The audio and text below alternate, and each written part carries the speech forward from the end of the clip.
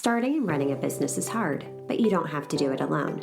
Whether you're an established business owner or thinking about starting a side hustle to earn extra income, I am here to teach you how to show up as your unfiltered self, level up your business, and thrive as a mompreneur.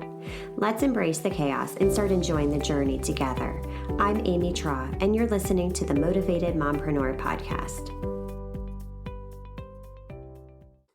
Welcome back into the Motivated Mompreneur Podcast. Today, I am talking with Niki Ferguson all about how to make friends with your money. Because as an entrepreneur, it's so easy to get sucked into all these weird thoughts and feelings around our money. And we're not really sure, oh gosh, I'm starting to generate some revenue, but how do I feel about that? And that can really cause us to play small and hold ourselves back. So we are diving into this and so much more in today's episode. And with that being said, Niki, welcome into the podcast.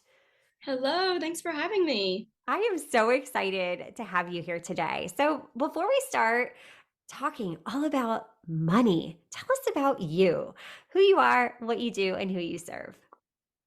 So, like you said, my name is Niki Ferguson. I'm a holistic money wellness coach.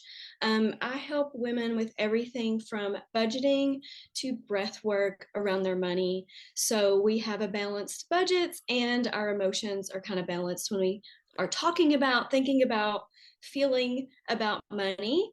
And I was an accountant a long, long time ago. So I started in the money management side, helping people, budget their money. You have this much money, let's separate the numbers out, make it, make sense, which I believe we still need. But I've added on to that. I saw, the mindset, we could build beautiful budgets, but if your mindset's not in it, if you're not ready to make those changes, that's all it is. It's just numbers on a page. And so I started adding in the mindset and then went a little bit deeper into, okay, sometimes the mindset's not working. What else is going on here? And so getting even deeper into what are we still holding on to? What's going on from the past? What stories do we not even know are just hanging out there? And we just release those without even bringing them back up, I hate to say traumatizing ourselves because sometimes it's not big T trauma, but yeah, so we just go a little bit deeper, releasing all of that tension that we have surrounding money. Yeah, so important.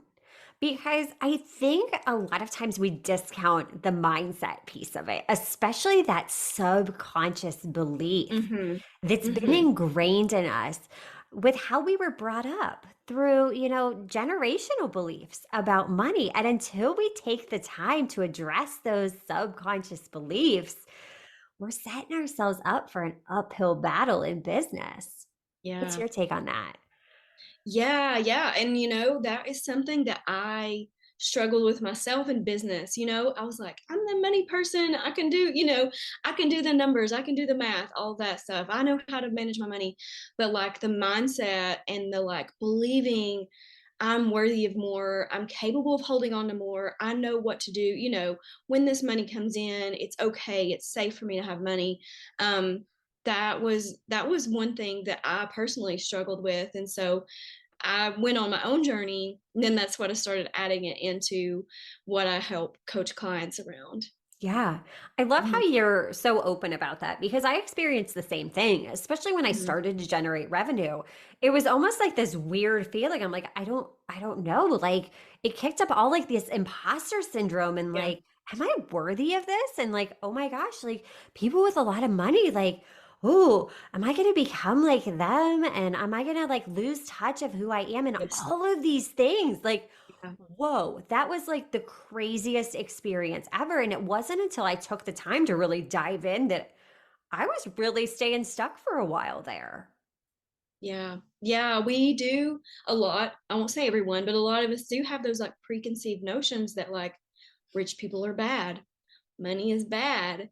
And when you feel like that and you're a good person, it's hard to be like, yeah, I want money. Right. Right? Because it feels like you're in conflict with your internal self when you believe you hold those two beliefs and they can't mix. So you have to kind of let go of that and start looking for examples of look at this person who has a lot of money. Look at all the good they're doing in the world. And like you and I were talking about before we started recording, you can make a such bigger impact in the world when you have more money. You have more money to give, to contribute, to, you know, even if it's like tipping a server at a restaurant or giving a huge donation to a charity, right? You are putting the money back into the cycle. The I have one of my I have a quiz, and one of my archetypes is the flow facilitator. And that's somebody who facilitates the flow of money. They put it back into the economy, they put it back into the hands of other people, and it just helps everybody. Um, so, yeah, that's what I say about that. Yeah. No, at first that was a really hard concept for me to wrap my mind around. It was like, okay, I've been taught that we have to save, save, save for one day. Mm, And once I finally started to really get over that and do exactly what you said, look at other people that you're doing so much good for the world with mm-hmm. their money. Like for me, there's no better feeling than being able to give a server at a restaurant like a really big tip because they did Yeah, go above and beyond. I know yeah. that they're making such a tiny little, bit of money hourly, at least here in the state of Ohio. They're not paid a base Mhm. wage that's more than a couple dollars. So to be able to really, pour back into them and say, hey, guess what? Like, I appreciate you. This is going to make your life easier. It really does. Like, it kind of energetically shifts us. Yeah. Yeah, it so does. Yeah. Same pay here is same. It's like $2 an hour. So, anything that they can make extra is like you've made their day, right? Yeah. And that could be like you go get your nails done. Maybe you have your nail lady you go see all the time and you love giving her more than what she charges, because she takes care of you. And I don't know about you, but if I get my nails done, I haven't had them done in a while, but it feels like I we are it's like an exchange of energy. Like she's listening to me, she's taking care of me, and I'm able to give her money in exchange for like all that she gives me. And it's just such a cool feeling and experience to do that in the Yeah. world, like daily, day to day. Yeah, Mm-hmm. exactly. And I love, you say energy exchange, and I'm not a super woo-woo person, but when you start to think about it, it makes so much sense because it's nothing more than a ripple effect. Because you're providing value to her in the terms of money, like monetary compensation. Right. But then, Mm-hmm. she can then use that money to do something for herself or for her family. I mean, there is just this ripple effect that happens with it. Mm-hmm. So yeah, it's not woo. It's just the law of like human nature, Right. and that what you get, what you put out into that universe is going to come back to you in one way or another. And doesn't that just feel so fulfilling when you have the ability to do that? And I know so many of us are sitting here, listening to this going, okay, yeah, but where do I even start? Like right now, money's not my friend. Money's kind of like that mean girl. And I don't even know how to like bridge that gap and make that mean girl my friend. Where would you recommend our listeners even start to dive in with this? How do we even know that we have an issue with money mindset? So I will say, I think our relationship with money is really a relationship with a part of ourselves, a piece of ourselves. So we have to start healing that piece of ourselves that is kind of, you know, I don't know if it's against money, avoidant of money, all those things that might be like scared of money, um, and getting into that. So like one of the things I talk about is just sitting down, spending 5 minutes with your money. And I know that sounds weird, but that just means like open up your bank account, look at it, there it is, and then go back. It's starting just a little bit. Titration is what it's called, just like gradually increasing um your exposure really to your money, because a lot of people won't even look at their money. And so once you start to really get familiar with your money, it's like treat it like you would a friend. If you have a friend, you're not going to ignore that friend. You're going to check in on your friend, send them a text, hey, how you doing? How was so and so's birthday?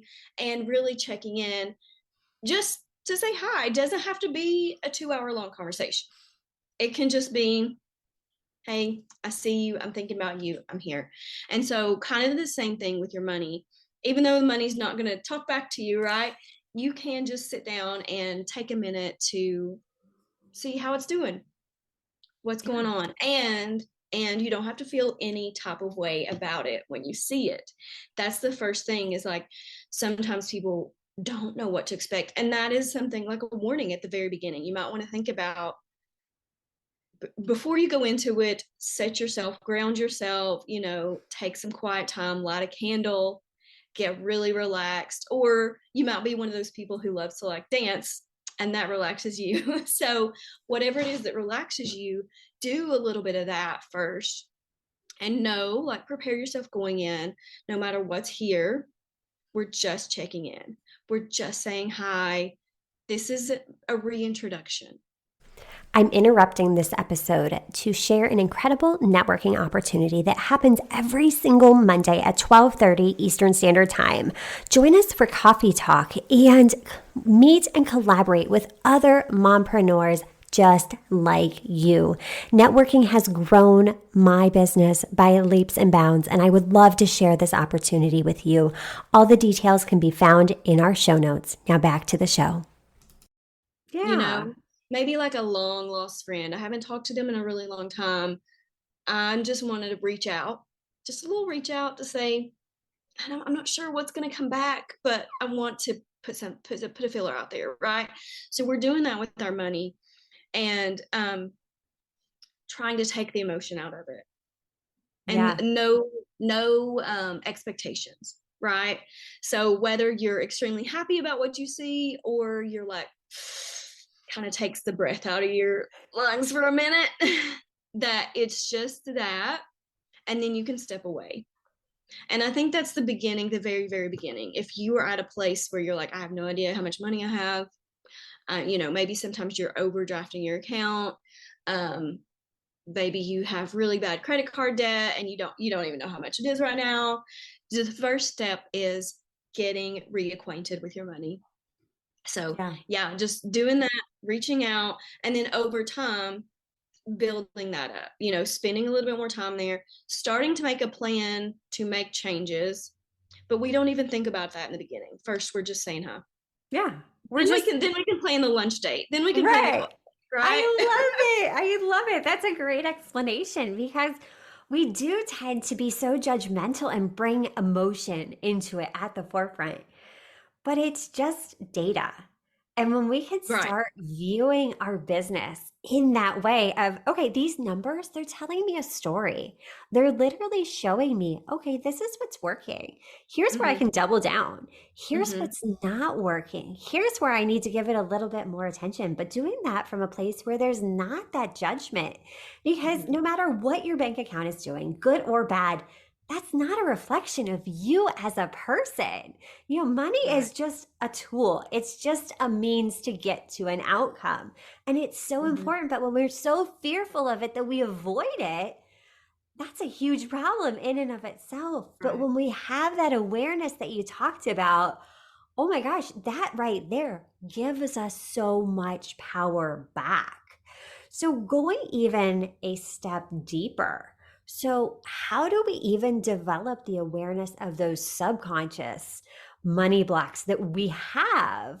We kind of think that, like, all right, I'm a little fearful of this. I know some things are going on. Maybe there's something else a little deeper. What have you found to be beneficial in bringing those subconscious beliefs up to the surface, up to that awareness so that we can start to work through them and become besties with our money again? Yeah, that is the question, right? So I think, looking at, being aware of, when you use your card to pay for something, when you're paying cash, whatever, what feelings come up? Mhm. Is it you're a little bit angry about it? Is it you're stressed out? Do you feel fine about it? Do you not have a care in the world about it?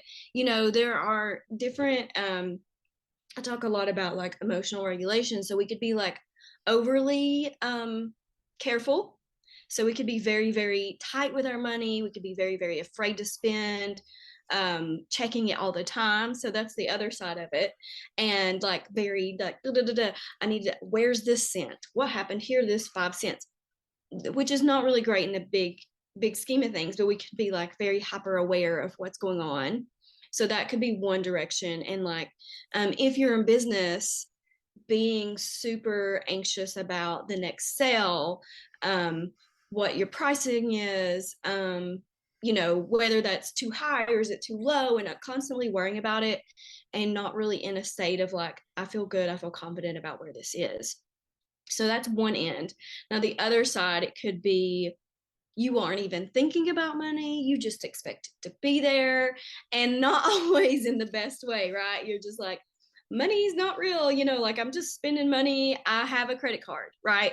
So we do Mm-hmm. credit cards. Eventually, you have to pay those back. And that's the thing. I will tell you, that is the thing that got me in trouble when I first started money coaching. Was like, I had put a trip to Hawaii on PayPal credit. And I was like, it's free. I don't have to pay for it for 6 months. It's, no interest. And it was like free for 6 months. And then it wasn't. Right. Yeah. And then reality hits and it's like, ooh, okay, how am I going to pay this back? Right. Because then the payments were super high. The interest was super high because I hadn't been paying on it. So you could be in that mode where you're not even checking your money. You don't even think about it. And if you have a ton of money in your account, you might not need to, right? But if it's a constant, a lot of us in business don't have a steady income. Like we have really great months, we have okay months, we have woo months, and that is usually just how it goes, right? That's just the year overall. Holidays, birthdays, vacations, all that stuff kind of like messes with how things go, unless we have like a monthly thing, and that's just how we. That's the goal. That's the goal with money, right? With our businesses, is like having an even keel. Like we make this month and this much all the time, and it stays that way. But being aware of, maybe I shouldn't be like splurging on this thing if I'm not sure what's coming in next month, right? Maybe I'm splurging on this, but I don't have anything in my savings account. That would be another sign of like, maybe we need to look in on this, Yeah. right? So I think those are the two kind of seesaw behaviors you want to kind of be aware of when you are thinking about your money. And like, maybe I should pay a little bit more attention to this. Maybe I should start making friends with my money. And it doesn't have to be this like buttoned up thing, like go to an accountant man in a suit kind of thing, which I've been trying to break that mold since I started. Thank you for trying to break that mold. I appreciate that. Yeah, money can be this beautiful, like, we can, as women, it's not, we don't work the same as men, right? We have different like cycles and all that good stuff. So, learning about those things and just kind of learning the flow of your money, Yeah. literally. Yeah. And I mean, it all goes back to that self awareness and mindset. It is so key as a business owner to do the inner work and really just dive into and take an honest look of, okay, what do I want my business to look like? What does that ideal cash month look like? What does the life I want to live, what does that look like? Because so often, Mhm. we're chasing shiny objects. And it's like, all right, well, if you want a six-figure business, that's amazing. But, Yeah. what are you willing to invest in order to get to that? So many Mm. times you see people, yes, you're running a six-figure business, but look at your spending, your Yeah. overhead costs. You're not taking home six figures Mhm. in revenue. So I think it's so important to really dive in deep and ask yourself, like, how do I want this business to look in a way that's sustainable for me, especially as a mom in the season of life that I'm in? We're always chasing, we're always doing the things, but you know, if you really take what Niki taught you today, you can start to make friends with your money. And again, use that money then to create the life that you desire. Because with more money, you can create more impact in the world. Niki, this was fabulous. How can we get into your world, learn all of the things about you? Tell us all the details. I would love to meet each and every one of you all. I am probably most active on Instagram. My Instagram is wildly_worthy. And I also have a podcast called Wildly Worthy. So that's hence why I talk about worthiness, feeling worthy of money, right? So those are the best ways to get in touch with me, talk to me. I do have a free quiz on there. You can figure out what is your money archetype, and then gives you a list of what to do depending on where you are in your money journey, how you can like kind of work with that to feel better and make better friends with your money. Oh my gosh, I love it. You guys get into her world and learn how to make your money your bestie again. She wants to be best friends with you. Make your That's right. money your best friend, and Niki will guide you through in how you can do exactly that. Niki, thank you so much for taking time out of your busy schedule to pour into our listeners today. Thank you so much for having me. This was so much fun. Yes, I agree. And until next time, stop dreaming and start taking messy action. You've got this. Are you loving what you're hearing? Do us a favor and hit that subscribe button so you don't miss an episode.